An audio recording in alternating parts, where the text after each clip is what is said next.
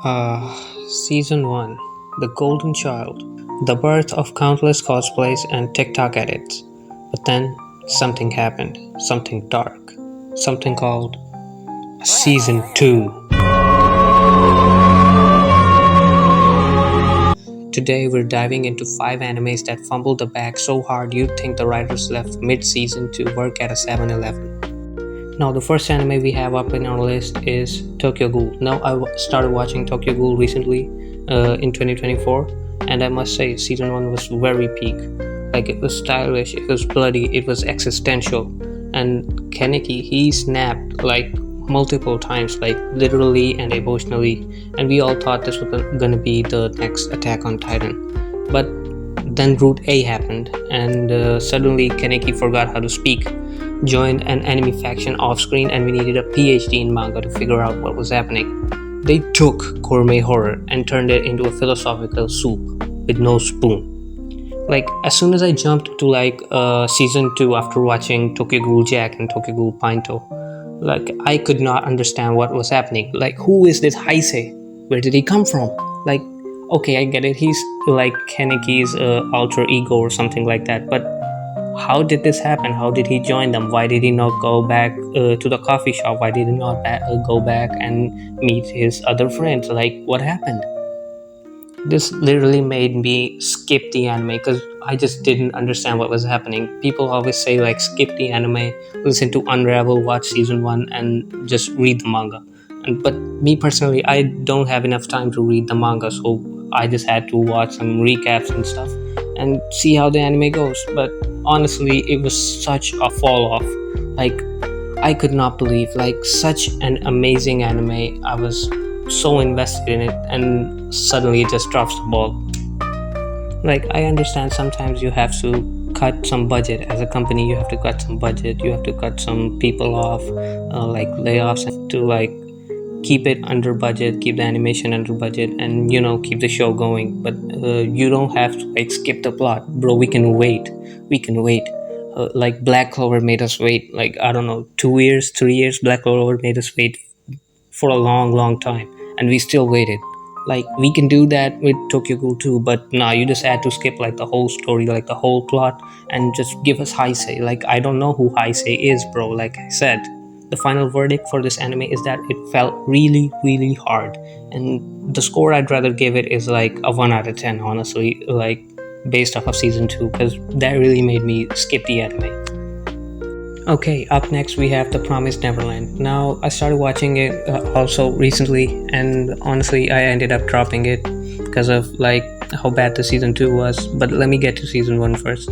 Season 1 was like, it was peak. Like, I started watching it in early episode. It's kind of cool, it's kind of chill, and all of a sudden, a little girl gets kidnapped and is supposed to be eaten by, I guess, demons. And then you figure out there's a truce between the human and demon world where they won't invade or something. They breed their own humans and eat them, something like that. I can't remember it. Then again happened season 2, and like in season 2 I saw Norman, the guy with the silver hair. Like, he's all of a sudden a bootleg Sasuke. He wants to kill all demons and stuff like that. He runs his own gang and stuff like that, like Sasuke. And basically that, and many more things, to be honest. They skipped the plot. They skipped a lot of plot, to be honest. And they speed ran the rest of the manga in like 6 episodes. No Goldie Pond, no payoff, just a PowerPoint slideshow of plot points. Like, it was bad. I did not enjoy it. Like, you gave a shitty ending to a really good manga, and it really pisses me the fuck off, man. Next up, we have Sword Art Online. Like, season 1 had its problems, but let's be honest, the concept of living in a game or dying permanently from life, like, it had its like effect on me. Like, I was hooked. But then again, Sword Art Online season 1, it started strong. It was a deadly game, a trap player base, Kirito becoming a lone wolf badass in a virtual world where a wrong move meant actual death. It had real stakes, banger music, cool boss fight, and a romance that, okay, fine, was fast, but still kind of worked. And then, sure, they got married in game after like 3 quests, but hey, at least people were dying, it meant something. But then came season 2, like, oh my god. Suddenly we're in Alfheim Online, Kirito has wings, Asuna is now Princess Peach, locked in a literal bird cage, mind you, and the villain is, well, some guy who needs to be put on several watch lists. And let's not even get started on Lifa. Spoiler alert, she's Kirito's cousin. She falls in love with him online, and yes, they both find out.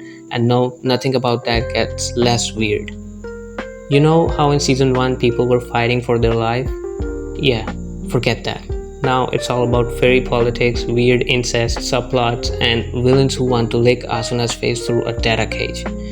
Kirito went from black swordsman to flying USB stick real quick. Look, SAO could have been the GOAT, but instead of expanding the world logically, they hit Control plus Alt plus Weird, and we've been trying to emotionally uninstall ever since. SAO didn't fall off, it glitched, lagged, crashed, and respawned in a genre no one asked for. Man, I hate that anime, I'm not gonna lie now. Up next we have Tokyo Revengers. Now Tokyo Revengers is an anime that hits me straight at home. Like, I used to come back from like college and I used to watch that anime all the time. I remember when this anime blew up, everyone on Discord had like Mikey profile pictures and Takemichi profile pictures. I'm not gonna lie. Why would you have a Takemichi profile picture? Even now, like, he sucks ass, bro. And then season 2 dropped like a brick. First off, they introduced Black Dragon, an entire faction with almost zero setup. One episode you're weeping for Hinata, the next you're supposed to panic because some old dude in sunglasses messed up a handshake. Remember how season 1 gave us clear rules, time jumps, anchored to Hinata's survival? Now it's who knows when we're leaping, why we're leaping, or who's even alive. By episode 3, you'd need a spreadsheet just to keep track of who's on your side, who's betraying whom, and who got clogged in the face. Like, it was weird, man. Instead of like building on the emotional core, we get endless flashbacks within flashbacks, like a Netflix series within a series within a series. By the time you realize the main villain's motivation, you've already time leaped twice and missed dinner. Fans weren't mad, bro. They were lost. Tokyo Revengers went from an underdog hero's journey to a labyrinth of timeline screw-ups. At this point, the only thing revival-worthy about Revengers is my faith in coherent storytelling. Like, I cannot keep up with that story anymore because it doesn't make sense. Like, and it fell off hard. Like, I don't see any of my friends saying, "Bro, did you watch that new Tokyo Revengers season?" Blah blah blah blah blah. Nobody says that. We do not watch Tokyo Revengers anymore. Next up we have in this list is 7 Deadly Sins. Season 1 of 7 Deadly Sins was fire. Insanely powerful characters, really good music, Meliodas slapping people into the stratosphere like it was a Tuesday. You had the perfect formula, a ragtag group of overpowered knights, giant women, immortal dudes, demon lore, and Escanor showing up like a walking testosterone overdose. Now, we witnessed peak anime flex, like Escanor fighting. It was like peak. I really enjoyed it. Like, he declared the man-made daylight look like a weaponized mod. The power scaling was wild, but we didn't care. We were eating, Ben was cooking, Diane was stomping, Meliodas was smiling like a man who's already seen the season finale.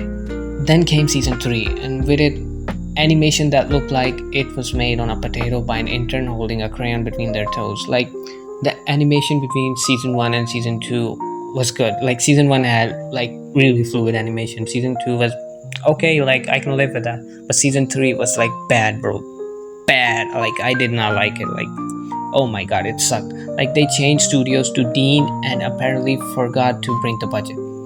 Remember Meliodas versus Escanor should have been fight of the decade. Instead, we got 2 PowerPoint slides slapping each other with JPEGs. Like, it was bad. Like, I was so disappointed seeing that fight. At one point, Meliodas looked like someone microwaved a Funko Pop. They turned high-stakes war scene into literal reaction animes. You know it's bad when still frames are doing jump cuts mid-fight. Oh my god.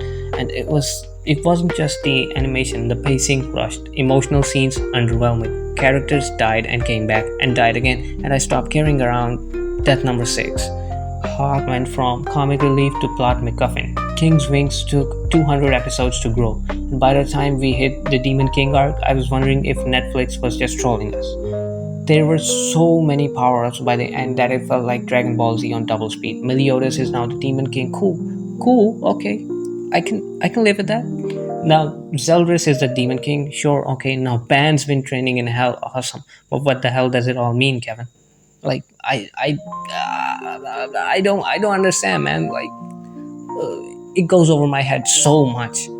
Seven Deadly Sins went from hype fueled holy war to Saturday morning knockoff at this point. The only sin is what they did to our expectations. Like, it didn't fall off, it face planted off a cliff, bounced on every rock on the way down, and landed in a PNG hellscape.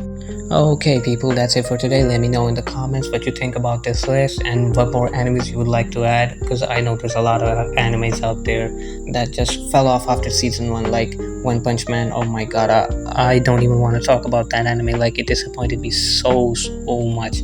So let me know in the comments, like, if there are, if there aren't, and I'll catch you guys in the next video. Peace.